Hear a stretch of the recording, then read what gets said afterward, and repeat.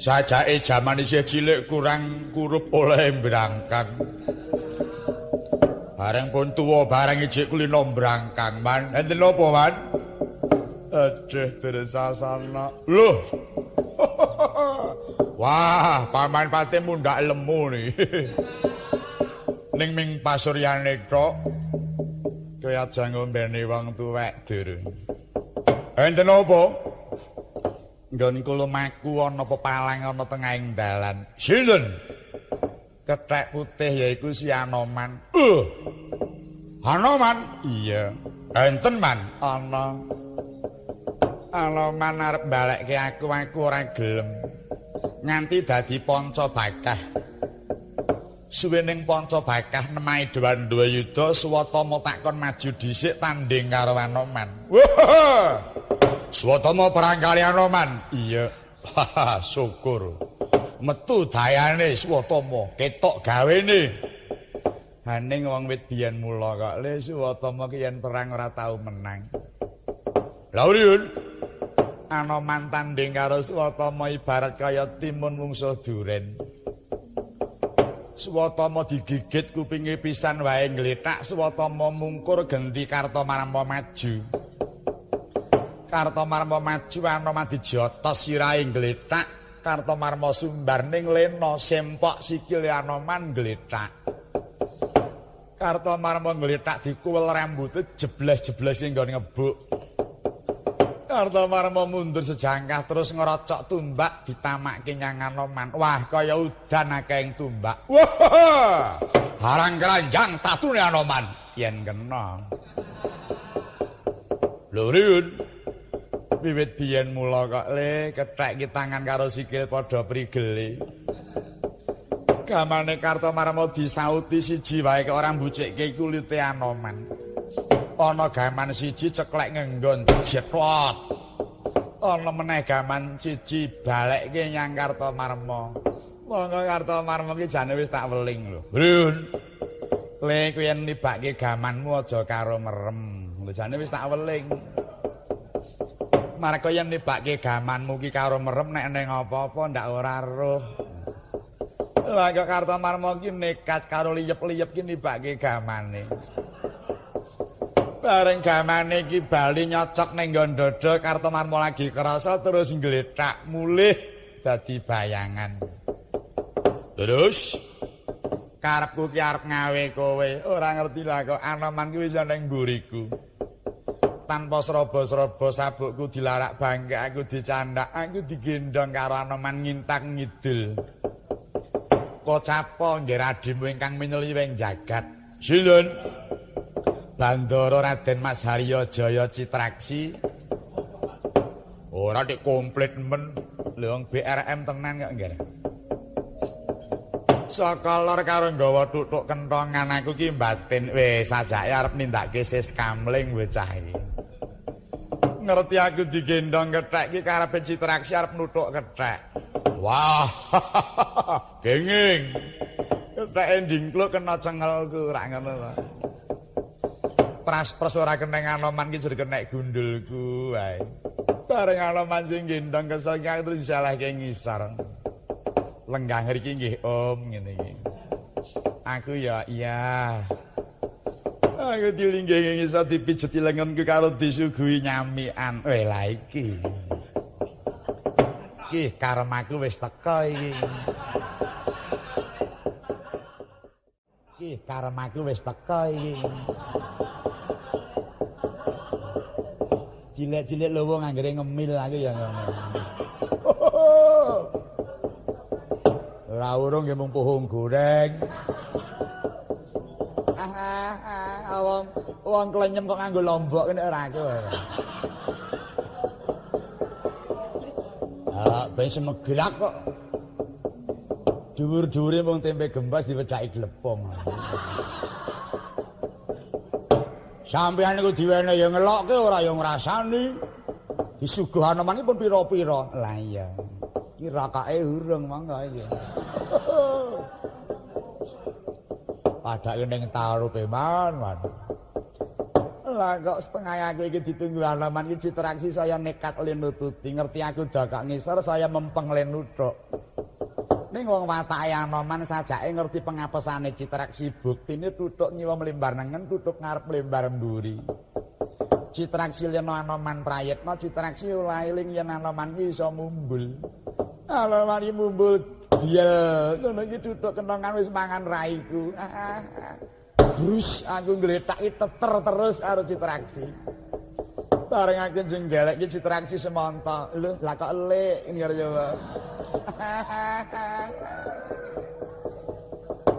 Apa jane iki kurang wong apa ya nglike dhewe kok dituthuk lho nek ra Citraksi. Wah, bola-bali. Bocah kok gragas like dhewe dituthuk. Lah iya ta. Ora ngelingi yen dhewek iki mondok nggone lek, ngene iki ora ngelingi. Di pondoke wis gelem tak openi apa butuhe tak ragati lho. Lah kok like dituthuk lho coba lho. Wah, bola-bali kurang ulangan Citraksi niku. Aning kira-kira timbang nuthuk wong liya ngono yae. Tak nuthuk lek. Tujune kok aku ora nganti mati ya. Wong mati ya golek liyane man mesti bocah blater kok. Lah iya Citraksi to. Nggih. Ning bareng tak pikir kok Kurawa liyane iki mung timun wungkuk jaga imbuh. Nalare jane rol iki ning kowe kok nggih. Oh, tenane Mas. Lho iya. Kurawa pirang-pirang iki mung upil kuwi. Ning jane superstar iki mung kowe kok nggih. Wah, kula lho lah iya wong kowe. Mula kaya wanita karo Anoman. Wani mawon. Karo Anoman ora wani iki apa? Dudu Dursasana. Lah iya. Tur dheweke mung munyuk putih. Mung siji nek nganti kowe kalah rak ngisin-isin. Oh nggih. Wani to? Ayo.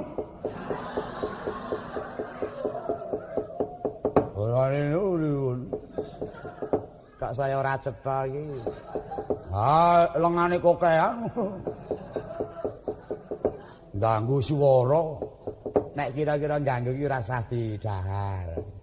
Lho ning ngene niku man, sampean kudu ngerti. Anoman iku ambak kethek ning apik atine lho, Man.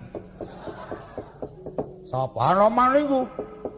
Mula mboten aneh yen dhewek dadi pendhita marko wong apik atine jujur tumindake lho niku. Dheweke pancen jago perang nek diwarai niku pancen nesu nek mboten ya mboten wong apik atine kok, Pak.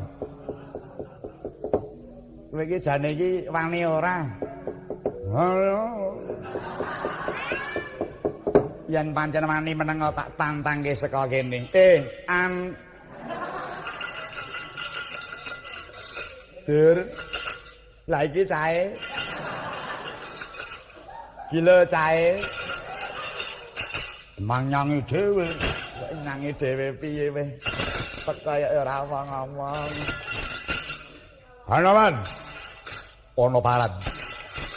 Mbok kowe iki aja marah-marahi. Nek karo liyane menang memperne nek karo Dursasana kowe aja wani-wani. Ngerti? Ora ngerti? Aku iki role. Arep nonton kaya ngapa kekuatane role. Ora kulak kawartu adol pangurung aku kulino. Gedah kutha Mboyong Putri. Gek kapan? Durung tau krungu? Durung. Pancen ora tak warak-warakke. Ora kena wartawan ngemot aku. Aja ndadak kakean sing tok sumbarake ayo Anoman Ayanana. Wis serep nyawamu. Ora usah ndadak serep siji wae aku kelakon nandangi Dursasana. Wah! Polangan terus kecandak bepeng ewan-ewan. Sepiro ya pun tanding karo munyuk putih. Kok ya angel. Ya biasa. Pisanan angel iki biasa.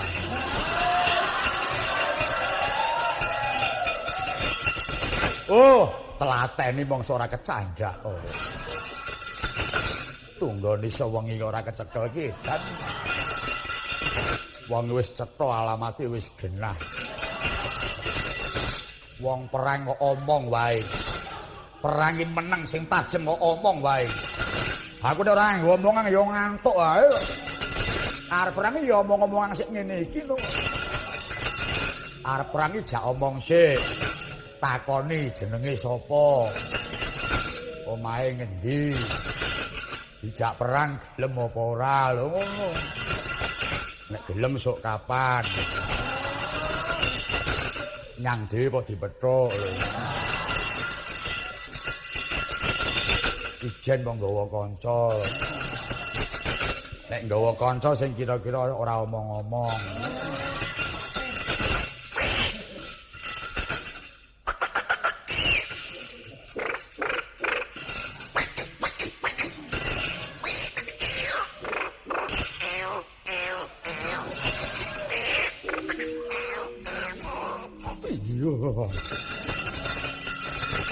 Oh, tak dongake mbok lara untune ngono. Ilang sandang tanganmu.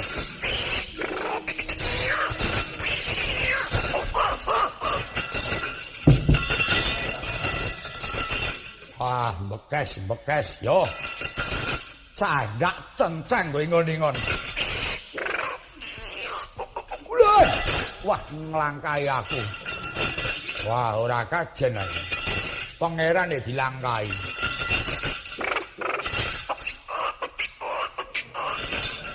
Iya. Wah, nglangkai pindho. Wah, sayane wis nglangkai pindho. Oh. Yo, cangcut gesek. Wah, jare rombongan ya. Inventaris ya. Nganti suwek ngijoli. Kancane sing nglumpuk ndek kurung dhewe. Cancet gesek. Grenjel ki opo? Oh, layak rokok kretek. Salah ya kene sik. Kepancalan oman sida ora udut. Lagi ngirit-ngirite.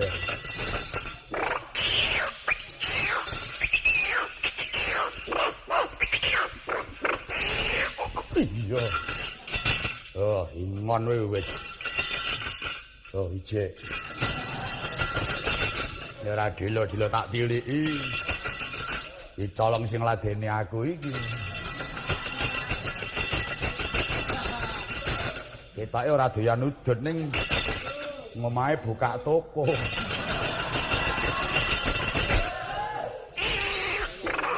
Iya, mati. Wah, ya gandul. Oh, tak titeni anggere kalah mesti gandul kok, Dek.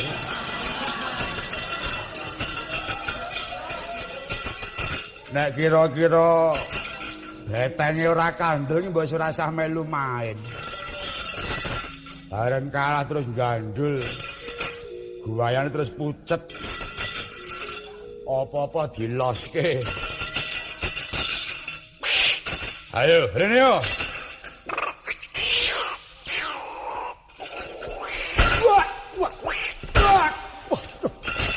Wah, kena.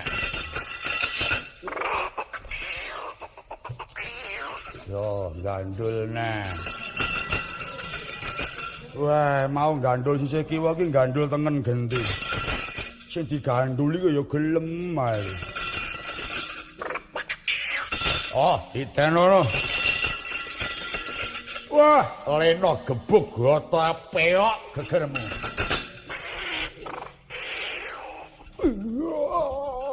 Mati. Wah, iki lho. Godo kok dipenek iki lho. Kowe ki nek menek ki milole gedhe kaya aku iki. Mung sak nyareng kok. Wah, ora. Wah, menek pindho. Hai yo yo.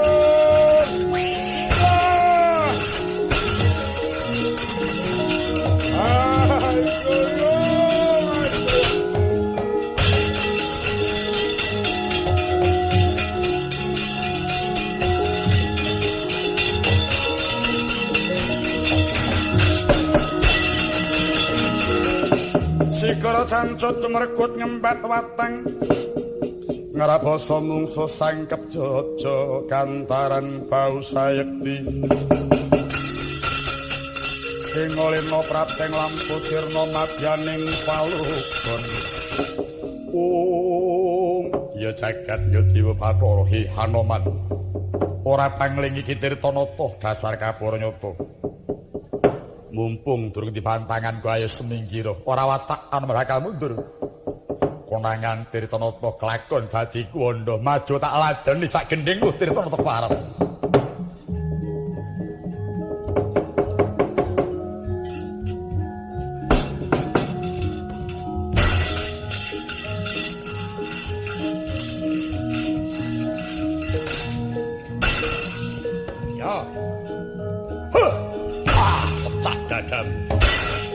Yo rasa boy.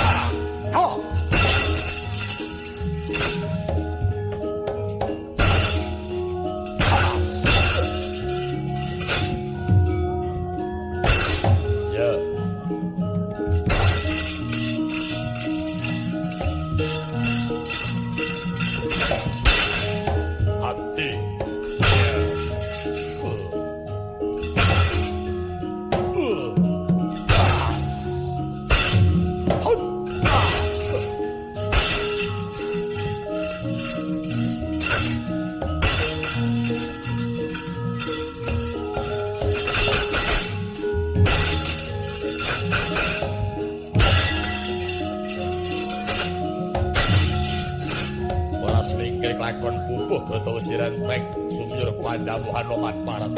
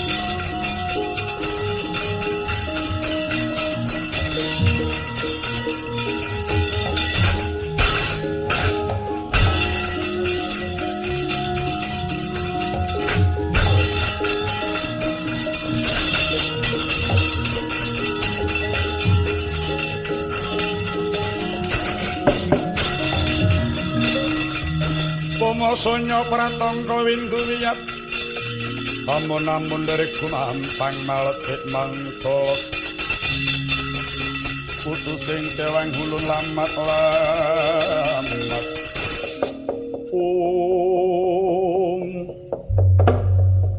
Hi Hanoman mara rapa bayu kang wening wis padakno aku sapa inggih kula mboten pangling paduka Gusti kula ing Trajudrisna anak Prabu Bamantaraka Sura. Nganti dadi paswayan apa sebabe Hanoman? Kaweningan nggih. para Kurawa kula singkiraken saking praja Ndwarawati mboten purun. Mongko angger pirsa piyambak pun bapa kendali sada inggih gadah sesanggeman rumeksa dhateng goreh wonten ing nagari Ndwarawati. Mamak wae Anoman tanpa ngerti marang pitung sumurupa.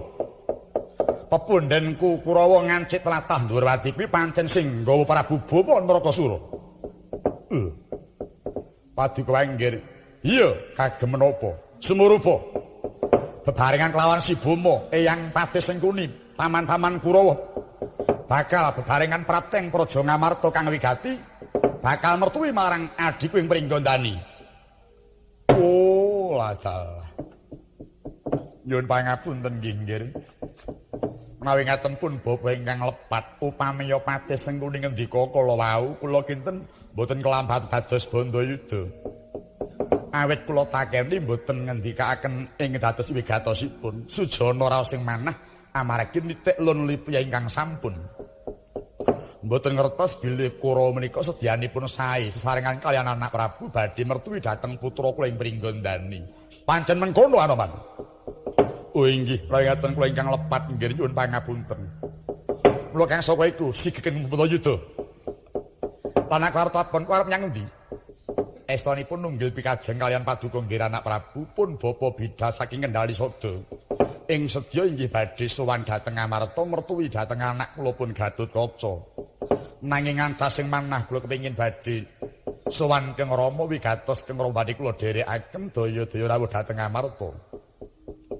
Uruhana Anoman. Dewaji wis makilake marang jeneng ingsun. Aku ingkang pinatah makili sowan marang Amarta awit wektu iki Dewaji lagi ana wigati kang luwih tinimbang cilik nyang Goro Amarta.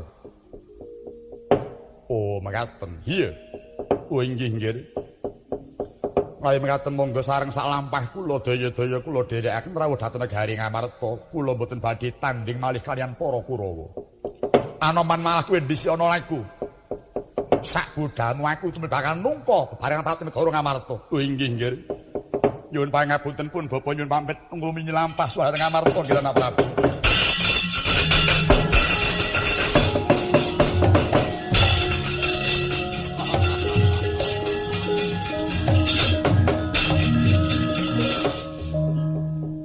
Nadyan kowe ngaku pendhita pinter ning kowe kalah kelawan Boma, wis kelangan kawaskitan kuwi Anoman. Ketitik tak bujuk mengkono wae kowe manut banjur budhal ndisiki. Ilang tiliping dalan. Nanging sadurunge aku bakal prapteng negara Ngamarta. Tuwuh pikir aku kepengin banget aku bakal tumeka marang kraton Tawang gantungan kang wigati bakal nganti kadangku tunggal guru Yayi Prabu Godayitma. Ingkang wigati bakal tak kanthi bebarengan prateng Praja Ngamarta. Tata lair aku cilik marang larane adhiku ing Pringgondani. Kebatinanku Yayi Prabu Godayitma bakal tak dawuh nyengkake marang patine bocah Pringgondani.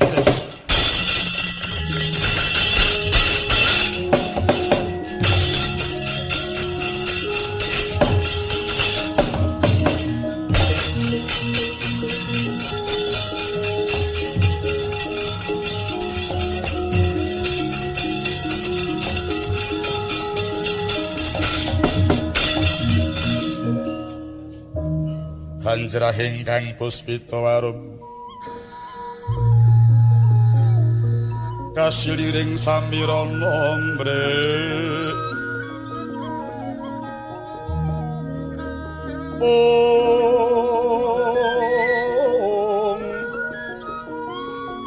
sekara kadung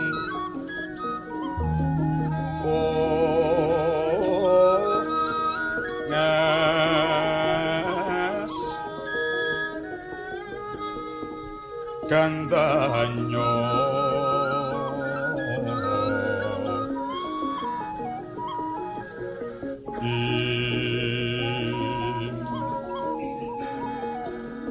maweh raras renaning driya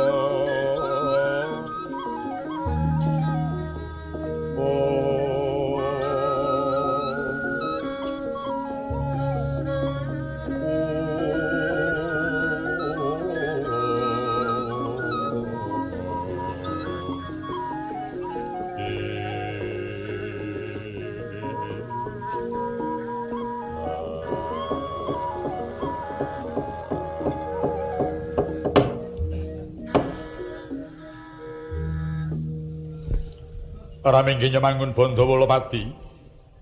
Para Kurawa mangsa tanding lawan Sang Anoman. Kelindih sang ya para Kurawa, prayitna Prabu Bumanrakasura sigra bebujuk marang Sang Anoman. Datan tanggap Sang Resi Anoman sigra daya-daya. Tarasa tumapak lan negari Ngamarta. Prabu Bumanrakasura sigra minggah ing awiyat ing ciptarasa prapten nagari Tawang Gantungan pinanggih kang rayi Prabu Godayitma. Sinigek ingkang lemawat ana candhaking lampah ing mangke datan kadhi ingkang wonten nagari Tawang Gantungan. Katingal Sang Prabu Godayitma pinarak ketingal kocak netrane.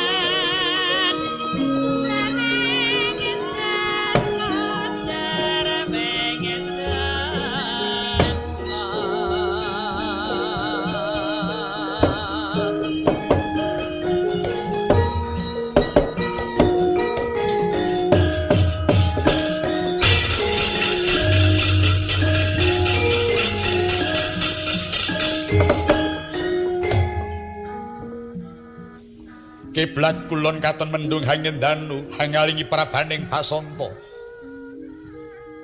Sinela sunaring kilat tati sesautan yayah ilating Hyang Rudropati kang arsa andilat telenging bumi. Tan wonten peksi ingkang miber labet mulat petenging jagat tinampak ing himanda temah ngrahita yen to bakal jawah Dreswara kelawan Lesus. Sesawangan wong katingal cemeng hanggan menger gemeng sinawung jenggeleking Gunung Kendeng. Kedukulan nang layung labet kaperbawan dening spining swasana. Sisih wetan pernaing samudra winates gisik dilebing jurang kang sarta sila karang. Katingal kurang permana labet wis dungkap surup surya. Amung swaraning ombak kang katempuh maruta byur-byuran jumalegur hambentur watu karang wasana angreng sang pesisir balabar marang pasir kang gumelar. Sawetara peksi lawet lawan raja wali taksih wani saliweran sakinggiling samudra. Katingal sesambaran sakedhap-sakedhap kang layang nilingaken dununging Minajaladri. Kadatan yep nyaut suleng mangsan dados kagiat punang Burontoyo. Suwasana kang lam-lamitan probeda kaya dene kaananing kraton Tawang Gantungan inggih nagari swarga Bandang. Papan kang jembar sasat tanpa pagut. Ingkang rengganing karaton Tawang Gantungan inggih menika ta warnane. Kumaraning Nalendra Ngalengka ing nguni. Sukmaning Prabu Dasamuka jejuluk Prabu Godayitma. lenggah ngaglah gedang kerang sila tumpang angise sio ngamodot sagedang mas gedene netra mancorong pindos mripating singa barong katingal galak sang Prabu Budayitma yen ngandika agar-agap semua jelih-jelih pangajri-ajri nalika lenggah sang Prabu gadhep ingkang putra nenggih menika tawarnane Sukmaning Raden Indrajit inguni kekasih Raden Begayitma satriya gagah parakusa sebating warna godhek wok simbar jaja truta sekti mandra guna prawira jayeng palugon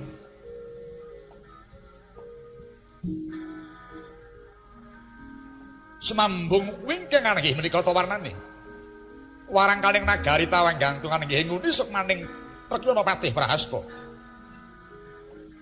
Awasta Sangopatih Gudayaksa awujud rata denawa sak perbata siwi gedene ing jawiandher balabar piswaning para putra lan Purwadi ingkang sampun mompor dados satunggal amung cumadhang marang kang dados sabdaning sang katong teka mangkana wijing pangan ingkang dereng kawiyos sing lisan